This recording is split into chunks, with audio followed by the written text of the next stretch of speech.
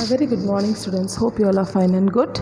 So, I think the last the class we saw about the partnership firm and about the joint Hindu family system. I think you would have understood the concepts and all other the meaning, the partnership definition, and about the joint Hindu family system. All that you would have understood, I believe. So, the next topic that we have today is partnership deed and its contents. So, let's see what is partnership deed. As I already explained to you the last class, partnership deed is nothing but the agreement that the partners which they make when they are forming a partnership. Okay, so that is called as a partnership deed. So let's see with the explanation over here. Though a partnership agreement need not necessarily be in writing, it is important to have an written agreement in order to avoid misunderstandings. It is desirable to have a written agreement. Yeah, of course we know it is a money issues, isn't it? Whenever you are doing any business, it is for a money only we do it. So since money is involved, it's always better to go with writing. That is, it is always better and fine to have a agreement before starting a partnership firm. So even though if you know the partners very well, it is always safe and better to have it in a writing form. That is what is given here. So maybe it is required to start a business, but then too it is only optional. If you want to in a written form, you can have it. Otherwise, through oral also you can start the business. Carefully drafted partnership deed helps in ironing out the differences which may develop among the partners and in ensuring smooth running of the partnership business. It should be properly stamped and registered. Yeah, if you just have a in an agreement, you should have it in a registered form. Like you should properly stamp it and you have to register it. If you don't do it, it will not be applicable in the court of law. So if you have any dispute in future, or if you want to dissolve your partnership firm, so when you go into the court of law for any kind of issue or dispute, so at that time if it is not stamped or registered, it will not be accepted over there. Okay, so what are the contents in the partnership deed? It means in the agreement, the partnership agreement, like what and all should be is required to have an agreement. That is what is the content. Okay, like what and all should be there in your agreement. So first, a name of a firm should be there. Name of proposed business mean what kind of business you are going to do, whether a garment garment store or any other provisional store, whatever it is, like what kind of business you are going to start, that should be mentioned over there. Then duration of the partnership, so for which duration you wanted to have it, for 1 year or 2 year or 5 year, whatever it is, you should mention that over there. See, duration of the partnership business, whether it is to be run for a fixed period of time or whether it is to be dissolved after completing a particular venture. Venture means nothing but for one particular objective they will start the business, and when the particular objective gets when they just accomplish it, they will stop their business. That is what is a venture. Okay, so actually when you're doing a partnership, two kinds of things are there. One is either you can fix a term, that is year, like say 1 year or 2 year or 5 years, like that you can fix. Otherwise particular venture means, for example, if it's for a construction, in case you are an engineer, okay, construction engineer for example, you are given a project, so you will take the project and you will do it. So until your project gets over, you will not be mentioning the, in case if you mention the project time also, you won't be able to finish it off because of various other reasons also. So what you will do there, your accomplish of your target, that is your work, until your work gets over, maybe that building gets over, that is your venture. Okay, that is what is mentioned here. Capital contribution, how much you are going to contribute. If anyone is not going to contribute, if he is going to be only working partner, then that should be mentioned. Okay, how much capital contribution should be there in the business, that should be mentioned. Withdrawal from the firm, like how much they have to withdraw, that should also be there. So the amount that can be withdrawn from the firm by each partner, like each partner, what is the limit that they have, that they can withdraw, that should be mentioned. Next one, profit loss or loss sharing. So whenever there is a profit or a loss, like how they will share it, the ratio in which the profit or a loss are to be shared. If the profit sharing ratio is not specified in the deed, all the partners must share the profits and bear the losses equally. Next one is interest on capital. So how much interest they can charge on the capital. Like for example, if I've invested for 1 lakh or 5 lakh or whatever it is, so how much interest I should take it out of it. And so how much percentage it should be there. That everything is fixed in the agreement itself. Whether any interest is to be allowed on capital, and if so, the rate of interest, if the deed is silent on interest on capital, the rules for interest on capital in Partnership Act will take effect. Okay, that is what it is. Next one, the 8th one that we have is the rate of interest on drawing. So what is the rate of interest? So what kind of interest we have on drawing? Whether any interest is to be allowed on drawing, the rate of interest is to be specified. So how much they should take? In case if you you know very well, you would have already learnt in accounts and all, drawing is nothing but for personal use. When you take a money for a personal use, it is called as a drawing. So what percentage you will be paying towards the interest on drawing, that should be mentioned. Loan from partners, like how much loan can be taken by the partners, whether loans can be accepted from the partners, and if so, the rate of interest payable thereon. So whatever they have to pay, that also should be there. Account keeping means like how they will maintain their books, who is going to maintain it, and like how they are going to maintain it, that is what, how to do the accounts and audits and everything. Salary and commission to the partners, how much salary they have to pay to the partners and how much commission they have to take from it. So all that should be mentioned. It means amount of salary or commission payable to the partners for their service. So that should be mentioned. Retirement, matters relating to retirement of a partner, the agreement to be made for paying out the amount due to the retired for a deceased partner must also be stated. So like how they have to do it, that also should be mentioned. Goodwill valuation, method of valuing the goodwill on the admission, death or retirement of a partner should also be mentioned. Distribution of responsibility, like how the responsibility should be distributed. The work that is entrusted to each partner is better stated in the deed itself. So how much they want to do it, that should be mentioned on your partnership deed itself. Dissolution procedure. What is dissolution procedure? Like how you can dissolve your partnership firm, that is what is dissolution procedure. Procedure for dissolution of the firm and the mode of settlement of accounts thereafter. So like how they have to dissolve it, that should be mentioned. Arbitration of dispute. Arbitration in case of disputes among the partners, the deed should provide the methods for settling disputes or differences of opinion. This clause will avoid costly litigations. Arbitration means if there is any kind of problem, like any kind of dispute, at that time, like how you have to solve your issue, solve your partnership. That is what, like how you are going to share your partnership firm. So it means if any problem is going to arise at that time, like how you are going to face it and how you are going to dissolve your partnership. The deed should provide the method for settling disputes or difference of opinion. This clause will allow costly litigation. Litigation means like how much they have to pay, like how they have to solve. So this kind of thing will cost more, that also is there. Format of partnership deed. See, this is the picture, you can see the picture here. So this kind of it should be like this. Your partnership deed should have a stamped, it should be a stamped agreement, should be like this. Okay, so it should be signed. Can you see this in the picture? So like same way, like this only you will have it, but all the contents also will be mentioned. See, the deed, partnership, this is what, like how it happens. So the agreement will be made like this only. Okay. Rights and duties of our partners. Like what are the rights and the duties that can be enjoyed by the partners? The mutual rights and obligations are usually stated in the partnership deed. In the absence of any deed, the provisions of the Partnership Act as stated below will apply. So if there is no deed, for example, if you're just going to go with the oral conversation and you accept your friends and you mutually you want to just start a partnership firm without any written agreement. So at that particular case, what will happen is automatically there is a rule. I already told you, for every business there is the rule. So according to that act only they will follow everything. So according to the Partnership Act, there is already a rule which is there for the rights and duties of a partner, which is already implied. So automatically when you don't make any agreement, this kind of rights and duties will apply for all the partners. Okay, so let's see what it is. Rights of a partner. Right to take part in the business. Of course, every partner has a right to take part in the business. If you start a partnership, it is his rights that he can take part in the business. Rights to be consulted, of course.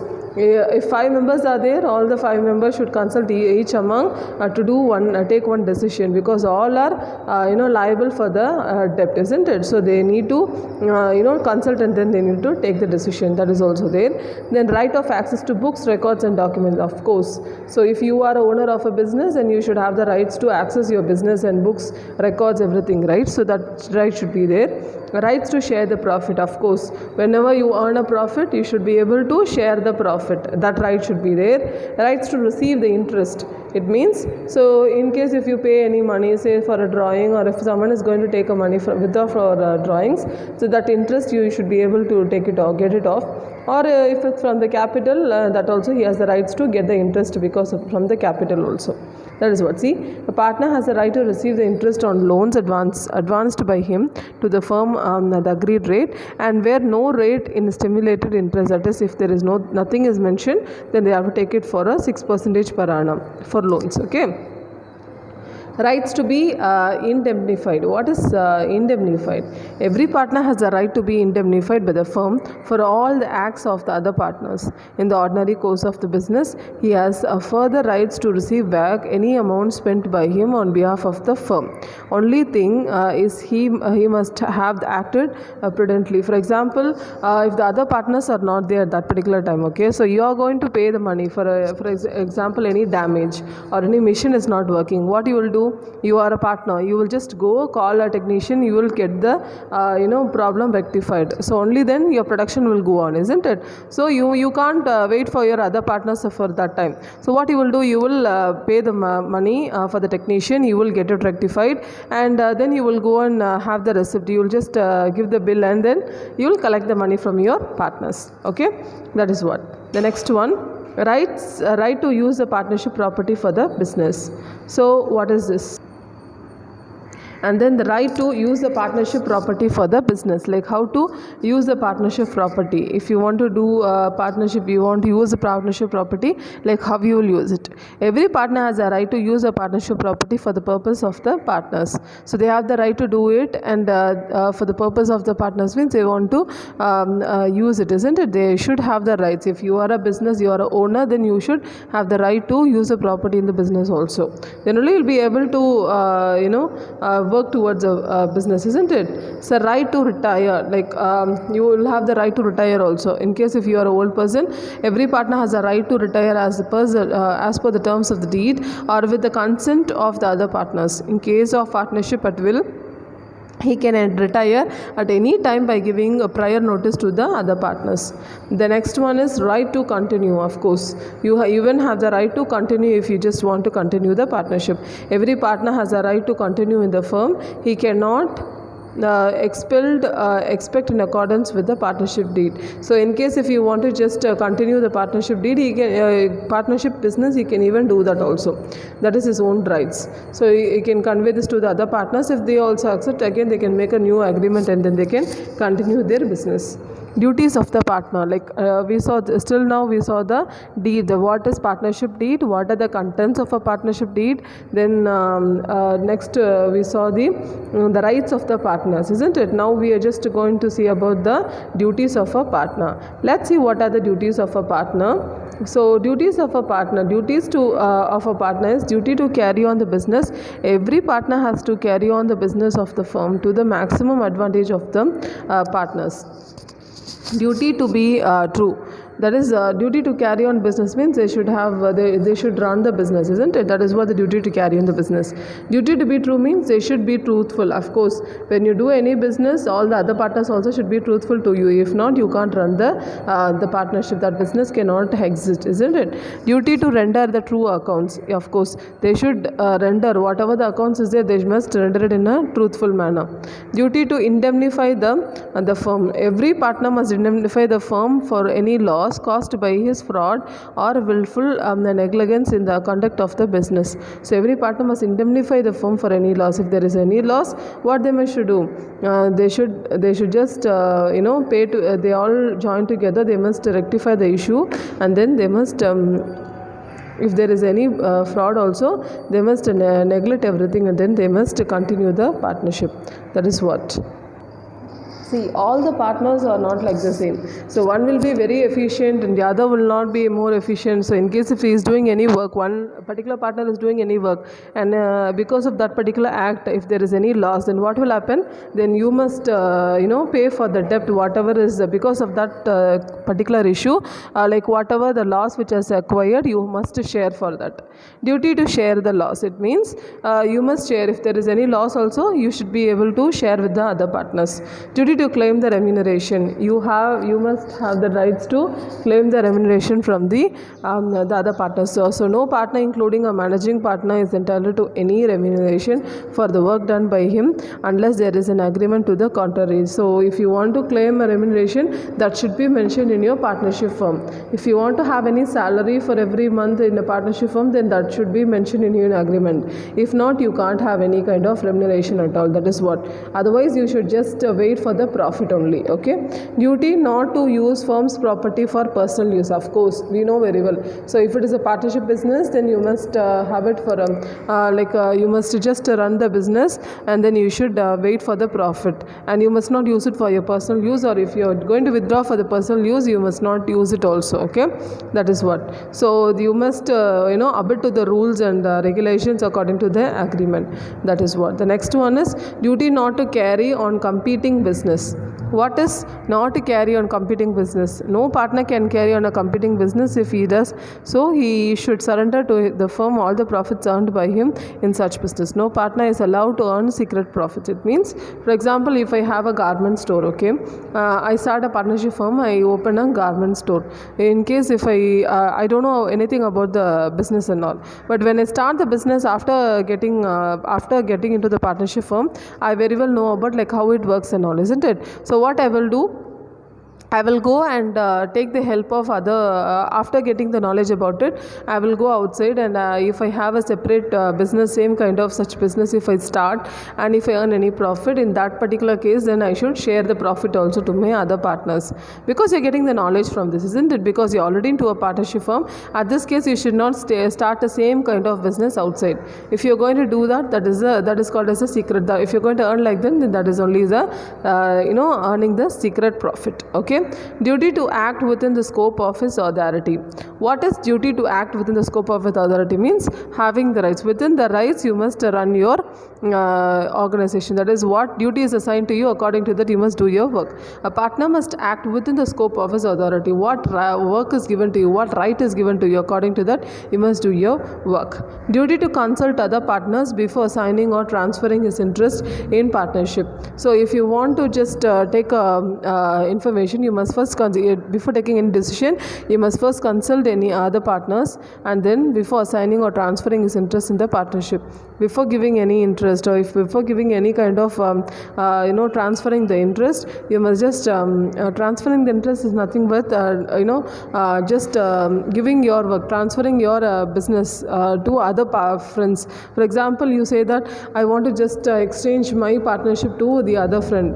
I sell this partnership to the other friend. So that is what is called as an interest. Okay, so you can't do that without the consent of other partners. So you must consult with other partners, and then only you can assign or transfer the interest also. That is what. Okay, the last topic that we have over here in this is liabilities of the partner. What are liabilities? We know liabilities is of two types. One is limited liability, and the other one that we have is the unlimited liability. Limited liability means your liability will be only up to your business. That is what limited liability. Unlimited liability means your funds which are already there in the business, as well as your personal property, is also liable for the debt whatever you take it for your business. That is what unlimited liability. So now let's see what is the liability and what are the rules, what are the things which are given over here. The liabilities of a partner means it should be joint and several liabilities. So here the liability of the partner should be joint. It means all the, for example, if 5 partners are there, all the 5 partners should join together, and the liability will be in a joint and in a several way. It means like how? So they all will have, see, in a partnership firm, when you are going to have a capital, you are investing a capital, okay, so what you will do, you will, your liabilities whatever the money, for example, if you pay 1 lakh, all the 5 members are going to invest 1 lakh, okay? Each is going to pay 1 lakh. For example, if any loss is going to occur, what will happen? The liability, you are going to borrow from others, outsiders. So what you'll do here, all the 5 people will share the amount, and then they will give it back, pay back to the liable person, isn't it? The debtor, to whomever we have to give, we will give it to them. So here what happens, that is what we call it as joint and several liability. It means nothing but every partner is jointly and severally liable for all the acts of the firm. It means that in case the assets are inadequate, and for the assets are joint and several liability. It means every partner is jointly and severally liable for all the acts of the firm. It means that in case the assets are inadequate for meeting the claims of the creditors, even his personal property should be made available. The creditors can recover their claims from all the partners. Of course, I told you, no. So if you're not able to pay back from the business, then even your personal property is also liable for this particular business. So you must, even if you are able to give it from your personal property, then you should give it. That is what is called as joint and several. So everyone has to pay the liability. If one or the other is not able to pay, if anyone else is going to have more kind of asset, then he can share the liability, and then they can pay it back. So liable for any loss to third party. What is liable for any loss to third party? So the firm is liable for any loss caused to the third party because of a wrongful act done in the ordinary course of the business. It means that every partner is liable. See, the firm has to pay back if there is any loss, and in case if you just do any mistake and you have to pay back to the third party, in that case also, because of your mistake, you have got a loss, okay? So that case also, what you must do, you should pay from your business only. So that is what it means, that every partner is liable. For that case also, all the partners are liable for that, okay? Next one. So liability for loss to third party. That is what liability to third party to make good the loss. What is to make good the loss? It means where a partner receives the money or a property from a third party on behalf of the firm and misappropriate it, then the firm is liable to make good the loss. It means what? So when you're going to get the money, when you're going to just lend a money from the outsider, okay, so you're going to take it from the third party, and when you say that you're taking it for a partnership business, and when you're not using it, but you're just getting the loan and you are paying it for your personal debt, okay? So what happens is, you tell that it is for a partnership firm, but you are using it for your personal use. So what will happen over here? The firm only is liable for that, because he used the term, you're going to invest into the business, isn't it? The person who is going to share him, he is giving the liability, that he is helping him with the money because only he wants to invest into the business, but he is not doing it. What is his partner doing? He is just taking that money and using for himself for the personal use. So that is what. So in case if this kind of situation happens also, the firm is only liable for the particular loss, it seems, okay? Types of partnership, the next topic that we have. So now we already learnt about, still now what and all we learned today. We learned partnership deed, contents in partnership deed. We saw like how the agreement will be there, okay, and then we saw about the rights of the partners, duties of the partners, liabilities of the partners. I think it's very clear now. So now let's go with move on to the next topic, that is types of partnership. Okay, so types of partnership, we have different types, okay? Partnership at will, we have partnership for a fixed period of time, partnership, particular partnership, limited liability partnership. All this we are going to see now in detail. Partnership at will, that means what? Partnership formed to carry on the business for an undefined period is called partnership at will. In other words, no time limit is specified for the continuation of the firm. It is to be dissolved when a partner gives notice of his intention to dissolve the partnership. Okay, so See, what happens here, that is the partnership at will. Here what happens is they will not have any kind of period which will be mentioned in the partnership form, okay. The agreement which they make, no, they will not mention any kind of period and all, okay. They will just start the partnership and they'll just run the partnership. So no, that is what is mentioned here. See, the partnership formed to carry on the business for an undefined period is called partnership at will. So they will not mention any period over here. That is what is partnership, partnership at will. What they will do here, excuse me, they will just start the partnership and they will just continue the partnership. So here what happens is they will not have it for any kind of. So what happens here is you will not have any kind of written kind of agreement and all. In other words, no time limit is specified for the continuation of the firm. It is to be dissolved when a partner gives a notice. So when a partner is going to give a notice, at that time only they are going to just go for a dissolution. And what happens here is thus this type of partnership continues its business activities as long as there is a mutual cooperation and confidence.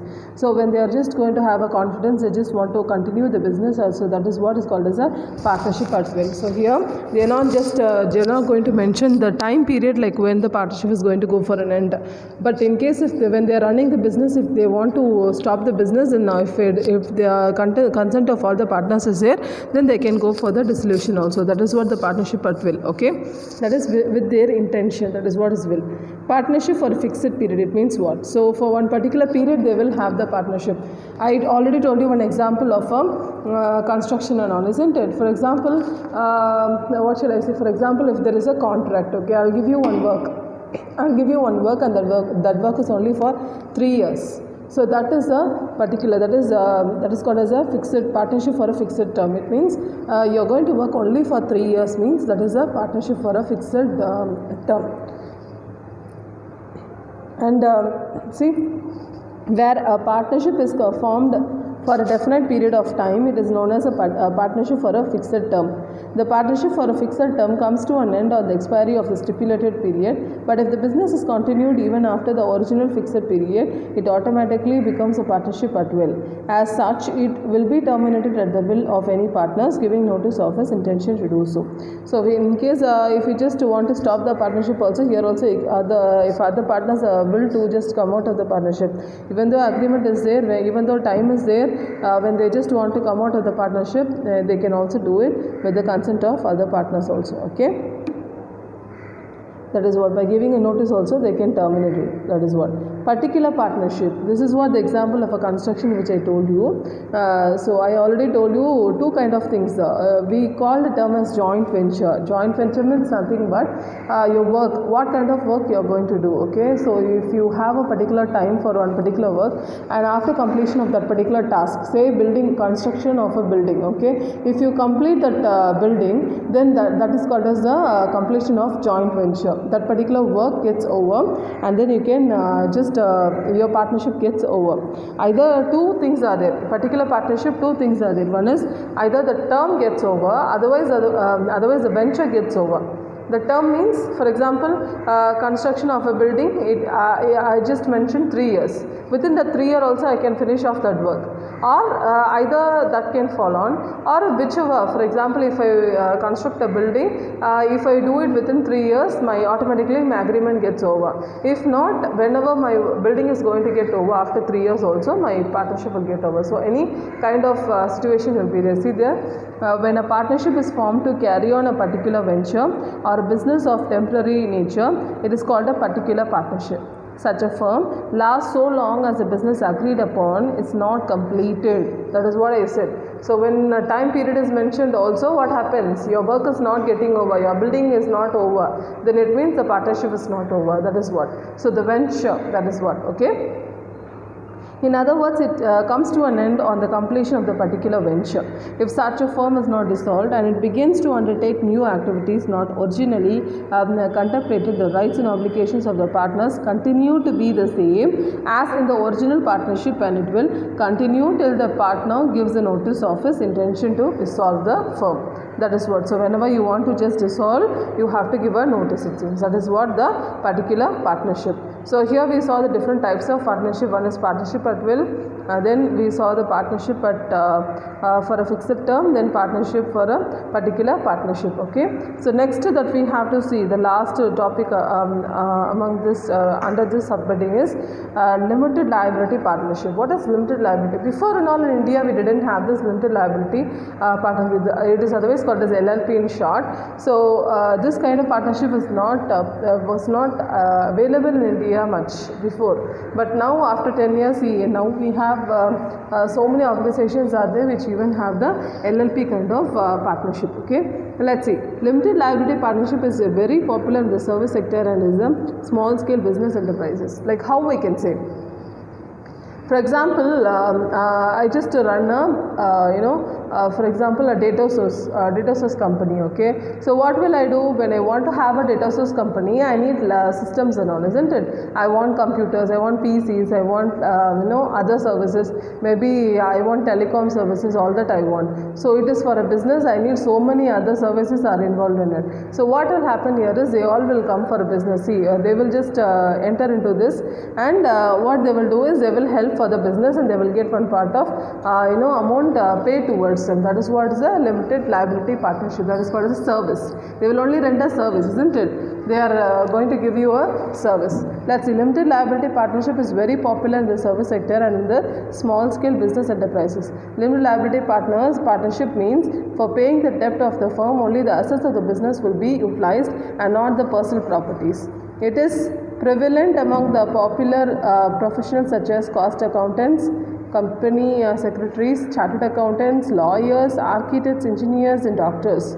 Limited liability partnership is available in countries like USA, Singapore, Thailand and UK. It came into existence in India since 2008. I told you, before we didn't have it, now we have it.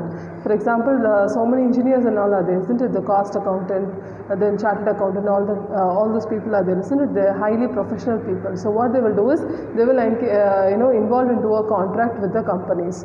So they will not work for one company and all. They will get into contract with the other companies also. For example, looking into the audits, looking into the cost accounting, that is ICWA. So all that what they will do is this chartered accountant, company secretaries, this CA, lawyers, architects, they are not going to do their work regular and all. Whenever there is a required for them, they will do their work, isn't it? So maybe once in a month they will audit the accounts and everything, and then they will give the information. They will suggest for the business like how they have to invest and how where they have to rectify and everything. They will give the suggestion. So that is what is limited liability partnership. Here they are not going to take any kind of liability. Their liability is not going to be unlimited and all, because they are going to share. It is just going to be limited only for them. Okay, that is why we call it as a limited liability partnership.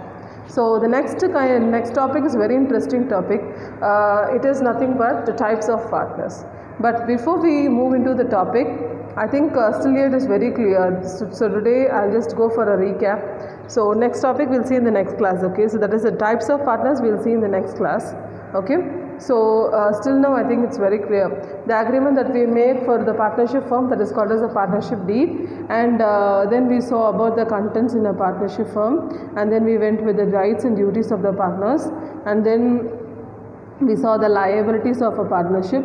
After the liabilities, we just went to the types of the partnership. Types of partnership firm we just went, that is partnership at will, partnership for a fixed term and a partnership for a particular partnership. So after that, limited liability partnership.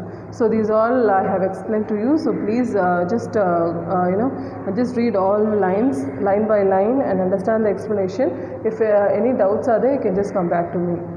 And be safe. Thank you, students.